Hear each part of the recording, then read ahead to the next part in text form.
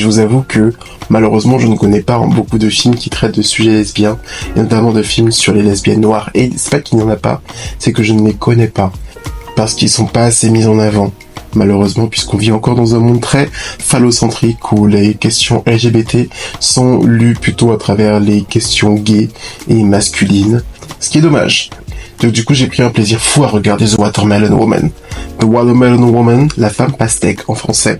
Alors le film est une fiction, mais qui suit une jeune réalisatrice. I'm Cheryl and I'm a filmmaker. Elle vit dans son écosystème lesbien et noir dans la Philadelphie des années 90. Et elle recherche une femme qui s'appelle Faye Richards. Faye Richards, c'est une actrice des années 50 qui était lesbienne et noire aussi, mais qui a toute une histoire, mais qui est une histoire assez fragmentée. Et on ne connaît pas encore toute son histoire. Et en fait, c'est le point d'entrée de Cheryl pour créer sa carrière de cinéaste. Elle veut comprendre qui est cette femme, mettre au jour son histoire, quoi.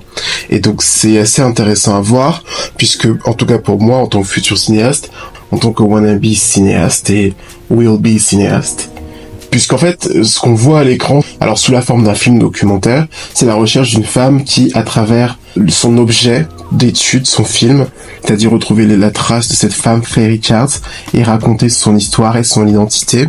Elle se recherche elle-même son identité. Dans ce film, les questions de race sont très présentes, les questions de perception aussi le sont, et c'est assez fou à regarder. Et c'est assez beau, puisqu'en fait, les deux histoires sont mises en parallèle. Son objet d'étude, c'est elle, donc du coup c'est un procédé assez connu dans les films où c'est un peu une mise en abîme ou une juxtaposition de deux histoires, mais c'est assez plutôt cool à regarder. Le personnage principal est très charismatique. Moi-même j'ai appris beaucoup de choses sur l'histoire lesbienne dans le cinéma que je ne connais pas encore assez bien. En fait, à la fin, ce qui est beau en fait dans ce film, c'est le fait de se dire que en fait elle raconte l'histoire de beaucoup de femmes lesbiennes et noires dans le cinéma et dans l'histoire qui ne sont pas mises en avant, qui ne sont pas racontées, qui ne sont pas débusquées et qui ne sont pas ensuite remis au goût du jour. Donc je pense qu'il est assez intemporel et c'est un film à regarder durant le mois des fiertés. Et je pense que s'il peut aider encore une personne queer qui a envie d'exprimer ses émotions par l'art, je pense qu'il devrait être regardé.